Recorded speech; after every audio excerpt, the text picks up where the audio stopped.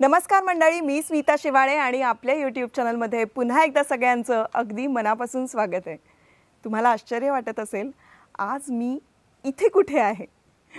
कबीरला सुट्ट्या लागल्या होत्या तर मी विचार केला आपण कुठेतरी फिरायला जाऊया आणि म्हणून मी अलिबागला आली आहे। अलिबागमध्ये चौल या ठिकाणी वानोळा होमस्टे आहे आणि तिथे मी गेले 2-3 दिवस आहे। इथे आल्यानंतर मात्र एक जाणवलं की अतिशय उष्णता आहे आणि हा उन्हाळा आता असाच वाढत जाणार आहे।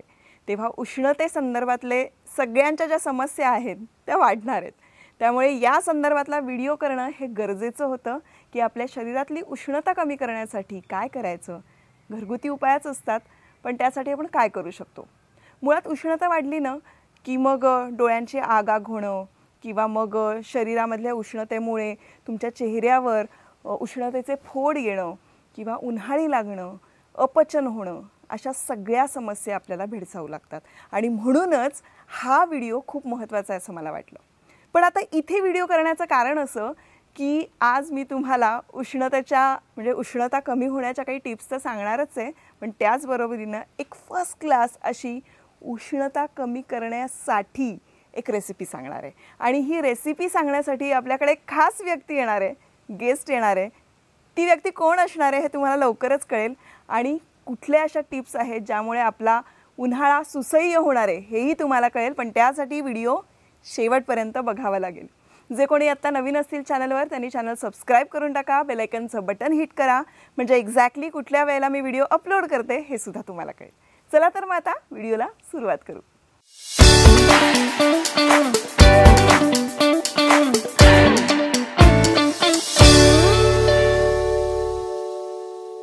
तर उन्हाळ्यामध्ये आपण खरं तर गरम मसाले खाणं खूप कमी केलं पाहिजे, जसं की दालचिनी, काळी मिरी किंवा मग तमालपत्र यासारखे जे खडे मसाले आहेत ना त्याचा आपण खाण्यामध्ये कमीत कमी वापर करावा। त्यामुळे उष्णता जी शरीरामध्ये वाढते त्याचं प्रमाण कमी होऊ शकतं। नंबर 2 ते म्हणजे तरीसुद्धा आपण तिखट किंवा जंक फूड असं काही खाल्लं की मग काय करायचं? तर मुळातच असे उष्ण पदार्थ किंवा जंक फूड खाणं उन्हाळ्यामध्ये टाळावं, त्यामुळे खूप अपचन होतं। पण जर आपण खाल्लंच ना तर एक लक्षात ठेवायचं की आपण दिवसातून एकदा तरी कोकम सरबत हे प्यायला हवं। म्हणजे जर का तुम्ही खूप स्पायसी फूड खाल्लं तर त्यानंतर 2-1 तासांनी कोकम सरबत पिणं हे गरजेचं असतं। आता जे लोक नॉनव्हेज खातातच, अर्थातच नॉनव्हेजमुळे उष्णता खूप वाढते, पण त्यांच्यासाठी एक मस्त उपाय ते म्हणजे 2 चमचे सब्जा पाण्यामध्ये भिजवून ठेवायचा। 2 ते 3 तास तुम्ही भिजवून मग ते कुठल्याही सरबतात म्हणा किंवा मग पाण्यामध्ये घालून असं कुठल्याही पद्धतीनं तुम्ही सब्जाचं सेवन करणं हे गरजेचं असतं। त्यामध्ये आयर्न आहे, त्यामध्ये मॅग्नेशियम आहे आणि सगळ्यात महत्त्वाची गोष्ट उष्णता कमी करण्याची कपॅसिटी सब्जामध्ये असते। पण जे कोणी नॉनव्हेज खातात त्यांच्यासाठी महत्त्वाची टिप असेल की तुम्ही सब्जाचं सेवन नक्की करा, 2 चमचे किमान। नंबर 4 ते म्हणजे भरपूर फळं आणि पालेभाज्या खायच्या आहेत। भाज्या खाण्याने मला असं वाटतं की अजिबात उष्णता होत नाही आणि तुम्हाला चांगलं माहिती आहे की पावसाळा सुरू झाल्यानंतर आपण पालेभाज्या खाऊ शकत नाही। सो पालेभाज्या खाण्याचा हा उत्तम सीझन असतो आणि त्यामध्ये पाण्याचा कंटेंटसुद्धा जास्त असतो। अर्थात फळांमध्ये सुद्धा असतो, पण फळं शक्यतो मी सांगेन की टरबूज जास्त खा, त्यानंतर आवळा, ब्रोकोली आणि ताडगोळे याचं सेवन अधिकाधिक ठेवा। त्यानंतर काकडी भरपूर खा। जे पाणी असलेले असे जे तुम्हाला फळं किंवा मग भाज्या अशा वाटतात त्या भरपूर प्रमाणात खा, त्यामुळे तुमची उष्णता नियंत्रित राहायला मदत होईल। नंबर 5 अतिशय सोपा आणि इफेक्टिव्ह असा उपाय आहे, माझ्या मैत्रिणींनी खास सांगितलेला आहे। तर नाचणी घ्यायचं, नाचणी सत्व असू शकतं किंवा नाचणीचं पीठ तुम्ही घेऊ शकता। ते नाचणीचं पीठ घेतल्यानंतर एका भांड्यामध्ये पाणी घ्यायचं, पाणी बॉईल करायचं खूप, त्यामध्ये नाचणी सत्व घालायचं, तूप घालायचं आणि छानपैकी ते एकजीव होईपर्यंत फेटायचं। त्याच्यानंतर ते उकळून असं छानपैकी आळतं। ते आळल्यानंतर जेव्हा थंड होईल, म्हणजे आपण गॅसवरून खाली घेतल्यानंतर ते थंड होईल आणि थंड झाल्यानंतर त्यामध्ये आपण दही घालायचं आणि हे मिश्रण खायचं। याने तुमची 100% उष्णता कमी होणार. तुमच्या चेहऱ्यावर जर काही मुरूम असतील किंवा उष्णतेचे आता दाह झाल्यामुळे काय म्हणतात सनस्ट्रोक वगैरे जे असेल ना, तर आतून आपलं शरीर थंड पडण्यासाठी हा अतिशय उत्तम असा उपाय आहे. नंबर 6 ते म्हणजे अर्थात उन्हाळा म्हटल्यानंतर आंबे असतातच. आंब्यांचा सीझन आहे आणि आंबे आपण का नाही खायचे. मलाच वाटतं जगात असे खूप कमी लोक असतील की ज्यांना आंबे आवडत नाहीत. पण तरीसुद्धा जर का तुम्ही आंबा खाणार असाल, आमरस खाणार असाल विशेष करून, तर आमरस खाताना त्यामध्ये कंपल्सरी 1 चमचा तूप घालायला अजिबात विसरू नका. त्याच्यामुळे तुम्हाला अजिबात हा आंबा वाधणार नाही. नंबर 7 आणि नंबर 7 मध्ये मी आता 2 मुद्दे ॲड करणार आहे. ते म्हणजे रोज किती पाणी प्यावं, तर कमीत कमी 4 लिटर पाणी हे आपण प्यायलाच हवं, एवढी उष्णता आहे. त्यामुळे अगदी विचारपूर्वक मग ते तुम्ही नारळ पाणी पिऊ शकता, ताक वगैरे असं काही करून लिक्विड जे आहे ना ते 4 लिटर तरी आपल्या पोटामध्ये जायलाच हवं. आणि त्यानंतर अर्धा चमचा जिरे हे रात्री पाण्यामध्ये भिजत घालायचे आणि ते पाणी सकाळी उठल्या उठल्या प्यायचं. त्याने सुद्धा उष्णता खूप कमी होते. नंबर 8 आणि मला असं वाटतं हा उपाय सगळ्यांनाच माहिती असतो. ताक सगळ्यांना माहिती की किती थंड आहे, पण कुठल्या वेळेला प्यायचं, रात्री प्यावं की दुपारी प्यावं, तर डेफिनेटली मी सांगेन की दुपारी जेवण झाल्यानंतर ताक प्यावं. ताकामुळे आपली पचनक्रिया सुद्धा सुधारते आणि आपल्या शरीरामध्ये थंडावा निर्माण करायला मदत करतं. त्यामुळे ताकाचं सेवन हे 100% उन्हाळ्यामध्ये झालंच पाहिजे. आता उन्हाळ्यामध्ये आपल्या शरीराची आपली काळजी घेण्यासाठी, आपल्या स्किनची काळजी घेण्यासाठी हायड्रेशन मस्ट आहे. त्यानंतर तुम्ही काय खाता हे महत्त्वाचं आहे आणि म्हणूनच या काही टिप्स होत्या. आता तुम्ही बघाल तर मी कोकणात आहे. कोकणामध्ये उष्ण पदार्थसुद्धा आहेत आणि थंड पदार्थसुद्धा आहेत. त्याचा समतोल निसर्गाने कसा राखलाय बघा. आंबा, फणस हे उष्ण पदार्थ आहेत, तसंच कोकम, ताडगोळे अशासारखे थंड पदार्थही आहेत. म्हणजे निसर्गालाही कळतं की समतोल कसा राखायचा आणि म्हणूनच आपण आपल्या आहारामध्ये समतोल राखणं हे गरजेचं असतं. त्यामुळे निसर्गाशी कनेक्टेड राहा.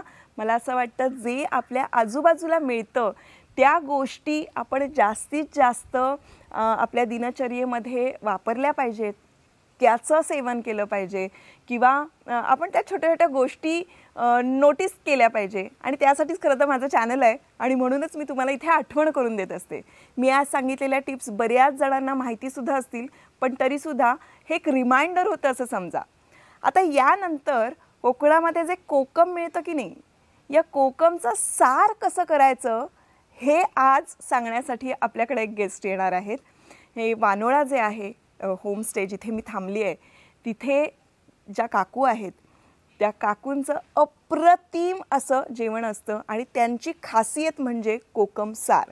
तर आता हे कोकम सार कसं बनवायचं हे काकू खुद्द आपल्याला सांगणार आहेत आणि हे कोकम सार तुमची उष्णता कमी करायला नक्की मदत करेल. सो मी पण त्यांच्याकडनं ही रेसिपी जाणून घेणार आहे आणि अर्थातच माझ्या सबस्क्रायबर्सला सुद्धा ही रेसिपी कळायलाच हवी. चला तर मग जाणून घेऊ. तर आपल्याबरोबर आहेत श्रद्धा नाईक आणि प्रदीप नाईक. काका काकू तुमच्या वानोळा होमस्टेमध्ये येऊन आम्हाला इतकी मजा येते, म्हणजे कबीर तर खूप मजा करतोय. मानसी ॲक्च्युली माझी मैत्रीण आणि काका काकू रिटायरमेंट नंतर इथे आले आणि त्यांचं स्वप्न होतं की इथे येऊन राहायचं आणि फक्त राहिले नाही तर आमच्यासाठी उत्तम अशी सोय केलेली आहे तुम्ही. इतकं छान खाऊ घातलंय. तर आज आपल्याला काकू दाखवणार आहेत कोकम सार.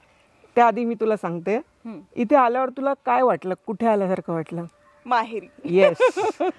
हा वानोळा जे तू बोललेस ना त्याचा अर्थच मी तुला आधी सांगते.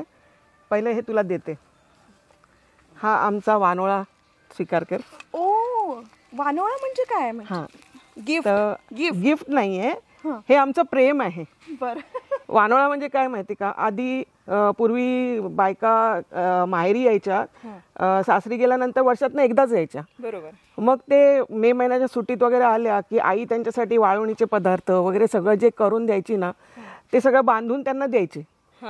त्या पाठी त्यांची भावना ही होती, मायेची होती, आईची. म्हणजे ते प्रेम होतं. वर्षभर तू माझं प्रेम घेऊन जा माझे हे. तर हे आमचं प्रेम आहे. इथे या सर्वांनी आणि आमचं प्रेम घेऊन जा. हा अर्थ वानोळ्यात. आणि खऱ्या अर्थानं तुम्ही प्रेम दिलं. 2 दिवस आम्ही स्विमिंग पूलमध्ये मजा केली, त्यानंतर कराओके केलं आणि इतके सुंदर बीच आहे तिथे, इतकी मजा आली आम्हाला. आणि तुम्ही जे प्रेमानं खाऊ घालता त्यानंतर खरोखर माहेरचा आनंद घेतल्यासारखा वाटतो, तेव्हा नक्की विजिट करा. अलिबाग इथे चौल या ठिकाणी वानोळा होमस्टे आहे आणि त्याची पूर्ण माहिती मी डिस्क्रिप्शन बॉक्समध्ये तुम्हाला देणार आहे. चला सुरू करूया. आमच्या गावात आहे ना कोकम खूप असतात. हे कोकम आहे. हे कोकम आहे. याला रातांबा सुद्धा म्हणतात आणि आमसुला सुद्धा म्हणतात. वाव. सरबत रेग्युलर पितात इकडे. प्रत्येक जेवणामध्ये आमची सोलकढी करतात. का तर इथे आमच्याकडे फिश वगैरे जास्त असतं, नॉनव्हेज जास्त खातात, त्यामुळे गॅसेस वगैरे होतात आणि ते होऊ नये म्हणून जेवणाबरोबर सतत आमच्या जेवणात सोलकढी असते आणि कोकम सार असतं. कोकम सार ह्याच्यामध्ये अँटीऑक्सिडेंट वगैरे खूप आहेत, खूप आरोग्यदायी आहे, याचे गुणधर्म खूप आहेत. ग्रेट. पण मला कोकम ना ते वेगळं माहिती होतं, वाळलेलं. हे माहित नव्हतं की हे कोकम असतं. हे पुढे जाऊन ह्याची बी काढतात, त्याचं सरबत बनवतात आणि जे ह्याचं कवच असतं ना ह्याचं, हे वाळवून त्याची सोलं होतात, ते आमसुलं असतात. ते जे डार्क कलरचे असतात ना त्याचे मग कढी वगैरे बनवतात. फिश मध्ये पण मसाल्यामध्ये ते टाकतात. अच्छा. चिंचेच्या जागी हे टाकतात. काही काही लोकांना चिंच चालत नाही तर ते हे टाकतात आंबट. अच्छा. बर. तर आज मी तुला ह्याचं कोकम सार बनवून देते. कढी वेगळी, सार वेगळं. सार बनवते. त्याच्यासाठी आपल्याला हे जिरं, इथे लसूण आहे, कढीपत्ता, मिरची, थोडीशी हळद, कोथिंबीर आणि इथे हे आंबट असतं ते बॅलन्स करण्यासाठी थोडीशी साखर आणि मीठ आगळमध्ये घातलेलं आहे त्यामुळे. आणि हे कोकमाचं आगळ. अच्छा, आगळ पण घ्यायचं का? हो, आगळाचं सार करतो ना आपण. कोकमाची जी सालं असतात ना ती आपल्याला भिजवून त्याचं सार जे असतं ना ते काढतो.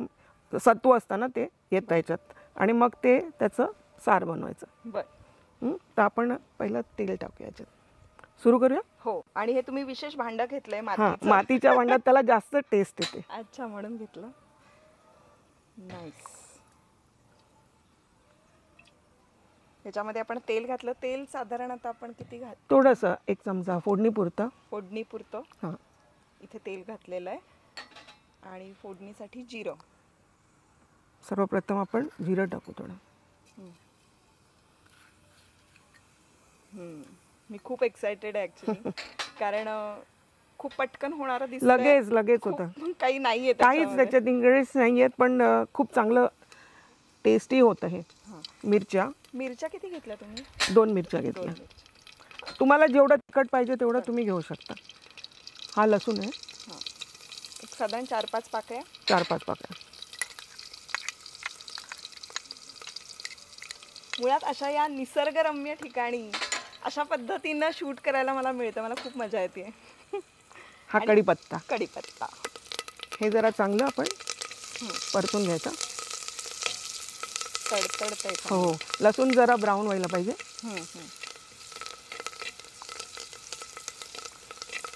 खूप सोपी आहे पद्धत, पण टेस्टी एवढी आहे ना, तुम्ही दिलं की हे पितच राहणार, एवढे छान होतं हे. थोडीशी कोथिंबीर टाकू. कोथिंबीर आपण थोडीशी टाकूया, त्याला स्वाद छान येतो. आता आपण हे आगळ टाकतोय. हे आगळ आहे, कॉन्सन्ट्रेट आहे. त्याच्यामध्ये आपण पाणी, जे बाजारात आगळ मिळतं ते कॉन्सन्ट्रेट असतं, तर आपण पाणी घालून त्याला वाढवू शकतो. म्हणजे हे खूप आंबट आणि खारट असतं. मग त्याच्यात किती चमचे घेतलं तुम्ही? मी साधारण पाव वाटी घेतले. पाव वाटी आगळ घेतलं. आगळ घेतलं. पाणी अजून घातलं नाही, आता घालणार आहे. ओके. म्हणजे जसं आपण ते बाजारात आगळ मिळतं. मी अगदी बेसिक प्रश्न विचारते, मला स्वयंपाक येत नाही. इथे येऊन राहा, मी तुला सगळं शिकवते. म्हणजे आमच्या चॅनलवर मी रेसिपी पहिल्यांदा दाखवते. हे बघ, मी आता पाणी घालते. ओके. आपण पाव वाटी असेल तर 1 वाटी आपण पाणी घातलेलं आहे. करेक्ट.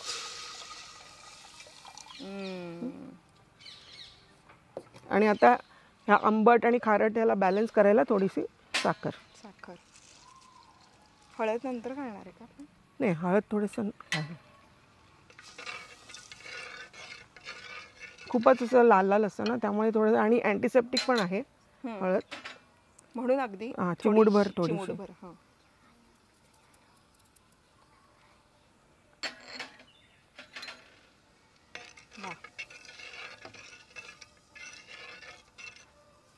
त्याला उकळ येऊन देऊ. हे आपण जेवणानंतर वगैरे प्यायचं असतं? जेवणाबरोबरच पिऊ शकतो, भातावर पण घेऊ शकतो. म्हणजे ते टोमॅटो सार सारखं. सार. वा, छान. हे बघ असं ह्याचं. ओके. याला उकळ आली की झालं. सुंदर रंग येतो ना, म्हणून त्यानेच प्यावंसं वाटतं. खूप टेस्टी पण आहे.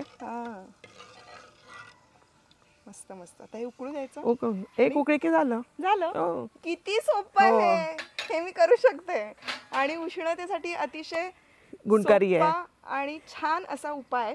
खूप याच्यात अँटीसेप्टिक आहे. तुम्हाला शरीराला सूज आली किंवा पित्त आलं तर हे कोकम लावतातही अंगाला आणि याचं सार पितातही.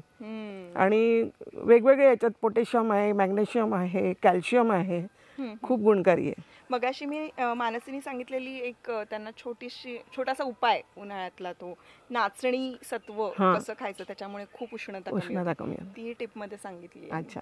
इथे येऊन बऱ्याच गोष्टी मला कळलेल्या आहेत आणि तुमचं हे वानोळा काय असतं हेही मला कळलं. त्यासाठी मनापासून थँक्यू, धन्यवाद. You are always welcome. तुम्हाला सुद्धा म्हणतात. हे बघ आता उकळी आली आहे. कोथिंबीर टाकली भरपूर.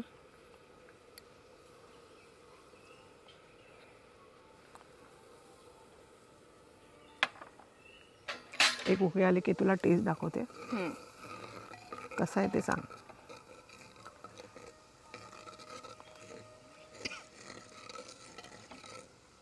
जी उत्तम सजावट इथे केलेली आहे, अगदी प्रोफेशनल आम्ही सारे खवये वगैरे जे प्रोग्राम्स असतात त्याच्या सारखी ही सजावट झालेली आहे.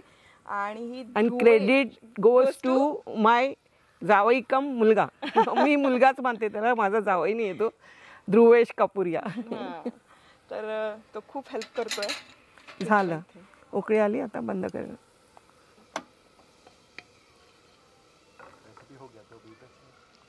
ओ नाईस. कलर बघ किती छान आलाय, खूप छान आलाय, गुलाबी. आणि ओरिजिनल कलर आहे, याच्यात कलर काही नाहीये, फूड कलर काहीच नाहीये. घेऊन बघ थोडंसं. हा गरम आहे.